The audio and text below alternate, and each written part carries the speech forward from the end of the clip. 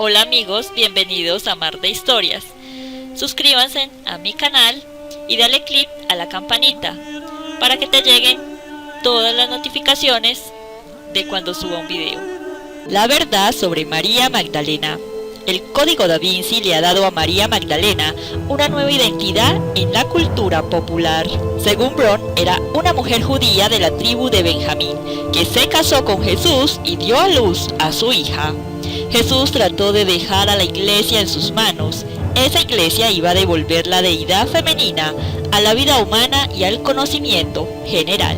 María Magdalena ha sido mostrada como una discípula, como una sacerdotisa, una líder religiosa, intelectual, visionaria, curandera y hasta como una diosa. El priorato de Sion y los caballeros templarios se dedicaron a proteger su historia y sus reliquias. El priorato le da culto como diosa y como madre divina. Cuenta la leyenda que al fallecer Jesús, María Magdalena escapó del Medio Oriente hasta llegar por mar al sur de Francia. Lo raro del caso es que María no llegó sola, pues llegó con una niña llamada Sara, que sería la hija de Jesús y María Magdalena, pues la edad de Sara, 12 años, coincidía a María dando a luz después del fallecimiento de Jesús, y también se explicaría por qué llevó a la niña a escondidas a Francia disfrazada de mucama. La leyenda también cuenta que Sara se convirtió en la primera en el linaje de los reyes franceses, un linaje que aún sobrevive. Hoy es llamada Santa Sara, venerada por los gitanos y otros que mantienen una gran conexión emocional con ella, pues la historia es una de muchísimas leyendas del Santo Grial, pero no existen referencias al Santo Grial en la literatura bíblica. Es más bien una invención medieval. Según se dice que los templarios tomaron los secretos que tenían los catares, es decir, que Jesús y María Magdalena estaban casados y que guardaron el secreto a través de los siglos. Uno de los personajes más mencionados sobre el linaje de María Magdalena, sin duda, es Berenguer Sauniere, un párroco de la localidad francesa de Rennes-le-Château, entre 1885 y 1909, pues se dice que él conoció el secreto del linaje de Jesús y María Magdalena, pues esos documentos ofrecían pruebas de que María era el Santo Grial. El párroco llevó los documentos a París para ser descifrados y cuando regresó, de la noche a la mañana, ya era un millonario. ¿Acaso la iglesia compró su silencio? Se dice que este párroco construyó una gran iglesia que dedicó enteramente a Magdalena. También se dice que en Rennes-le-Château estaría sepultado el cuerpo ya sea de María Magdalena, de Jesús o de su hija Sara, o que se guardarían allí ocultos documentos que confirmarían que Jesús no pereció en la cruz y que viajó a Francia con María Magdalena. Lo cierto es que el origen de la fortuna del párroco no se ha podido confirmar y solo se basan en especulaciones. Este mito o historia del párroco Berenguer Sauniere es el nombre que Dan Brown le da al curador de Lourdes, quien fue encontrado perecido con la forma de Vitruvio en la escena inicial del Código Da Vinci. Otra leyenda de María Magdalena comenzó en el siglo XIII, entre dos iglesias que aseguraban guardar las reliquias de la santa patrona de Francia. La historia cuenta que María Magdalena pasó sus últimos 30 años de vida haciendo penitencia en una cueva en Francia. Se dice que no comió en esos años, pues fue alimentada por los ángeles. A mediados del siglo XI ubicaron la cueva donde María vivió. La historia se esparció y de muchos lugares las personas fueron para ser curadas por María Magdalena, porque allí ocurrían milagros y también las personas llegaban a arrepentirse ante su tumba. Libros como el Código Da Vinci, así como las investigaciones de distintos estudiosos han mostrado lo que ellos consideran la evidencia de que muchas órdenes antiguas, algunas vinculadas a los grandes reinos de Europa, sabían de esta verdad y que la intentaron reflejar o divulgar a través de diversos medios, principalmente pinturas de la época. La Última Cena de Leonardo da Vinci fue la más popular de este caso o cualquier otro cuadro en donde se pueda ver a una María supuestamente embarazada, o construcciones de iglesias con símbolos místicos, en su mayoría paganos, que darían pistas sobre este secreto. Una de estas supuestas órdenes fue el Priorato de Sion, sociedad secreta cuya autenticidad y existencia se discute, que aseguraba que los primeros reyes de Francia, los merovingios, habían contraído matrimonio con los primeros descendientes de Jesús y María, creando así la sangre real o el verdadero Santo Grial. Linaje que luego gobernaría no solo Francia, sino también Bélgica, parte de Alemania y Suiza. Incluso se dice que la familia real inglesa proviene directamente de Jesús. Es decir, según esta teoría, gran parte de la actual realeza europea sería descendiente directa de Jesús de Nazaret. Para los escépticos, esto no es nada más que la típica forma en que la realeza busca tener una autoridad moral o de virtud frente a sus súbditos, es decir, la visión de que el poder de la realeza desciende directamente de Dios y que por ello se justifica. María Magdalena es mencionada tanto en el Nuevo Testamento canónico como en varios evangelios apócrifos como una distinguida discípula de Jesús de Nazaret. Su nombre hace referencia a su lugar de procedencia, Magdala, localidad situada en la costa occidental del lago de Tiberíades, aldea cercana a Cafarnaúm. Es considerada santa por la Iglesia Católica, la Iglesia Ortodoxa y la Comunión Anglicana, conmemorada en el calendario gregoriano con una festividad el 22 de julio, y el Papa Francisco elevó su estatus litúrgico a apóstola de los apóstoles. La información sobre María Magdalena en los evangelios canónicos es escasa. Es citada en relación con 4 hechos diferentes. De acuerdo con el Evangelio de Lucas, María Magdalena alojó y proveyó materialmente a Jesús y sus discípulos durante su predicación en Galilea. Se añade, anteriormente, había sido curada por Jesús. Le acompañaban los 12 y algunas mujeres que habían sido curadas de enfermedades y espíritus malignos. María, llamada Magdalena, de la cual habían salido 7 demonios. De acuerdo con los evangelios de Marcos, Mateo y Juan, estuvo presente durante la crucifixión de Jesús. Estuvo presente en la sepultura y vio dónde Jesús era puesto.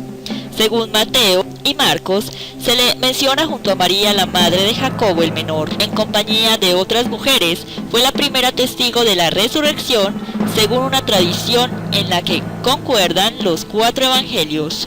Después comunicó la noticia a Pedro y a los demás apóstoles. Según el relato que solo aparece en el Evangelio de Juan, fue testigo de una aparición de Jesús resucitado. En los evangelios apócrifos solo menciona a María Magdalena en su papel de testigo de la resurrección de Jesús. En al menos 2 de los textos gnósticos coptos encontrados en Nag Hammadi, el Evangelio de Tomás y el Evangelio de Felipe, María Magdalena aparece mencionada como discípula cercana de Jesús, en una relación tan cercana como la de los apóstoles. Tampoco puede afirmarse que haya sido una pecadora arrepentida, como se cree comúnmente. Habiendo gozado del privilegio de ser la primera en contemplar el resucitado, fue enviada por el mismo Jesús a anunciar a los apóstoles la buena noticia, puesto que apóstol significa enviado.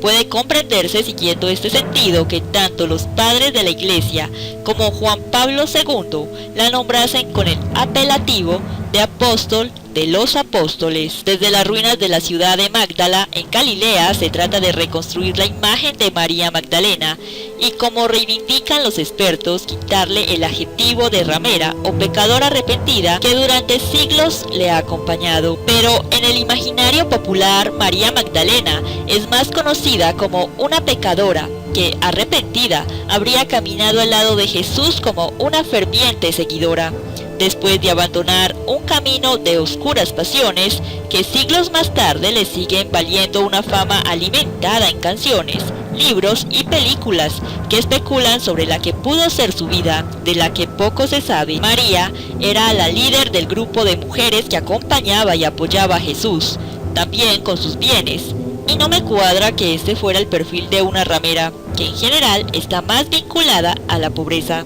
Expone el F del padre Juan Solana, que que encabeza el proyecto Magdala en Tierra Santa y reparte sus días entre Jerusalén y la histórica ciudad a orillas del mar de Galilea. Desde este enclave que los evangelios atribuyen hasta en 12 ocasiones como el lugar de origen de María, se explica que los hallazgos arqueológicos que se han hecho en los últimos años revelan algo más de la vida en la época y respaldan la creencia de que se trata de un próspero punto de comercio centrado en la pesca y la exportación de salazón a Roma. Allí se contempla la teoría planteada por expertos de que esta devota habría gozado de una buena posición económica, derivada quizá del fallecimiento de su esposo, del que pudo haber heredado una fortuna con la que habría apoyado a Jesús. Pero en ciertos momentos de la historia se habría alterado la percepción de María, destaca el padre Solana. La simpatía que recayó sobre María Magdalena, tanto en el cristianismo primitivo como en el resto de la historia de la Iglesia, se refleja en la cantidad de templos dedicados a ella en Europa. Su conocida representación como ramera o pecadora arrepentida no fue un plan de los apóstoles para desprestigiarla como sostienen novelas esotéricas y pseudohistóricas, ya que ningún texto asevera cosa semejante. La errónea identificación con una pecadora arrepentida se originó recién en la Edad Media. Fue a partir de una homilía de Pascua del Papa Gregorio el Grande en el año 591, en la cual confundió a la pecadora arrepentida con María de Betania y con María Magdalena, de quien Jesús echa 7 demonios, como si todas ellas fueran la misma mujer. Muchos todavía confunden a María Magdalena con la pecadora arrepentida que aparece en el capítulo 7 de Lucas. Incluso se la confunde con la mujer adúltera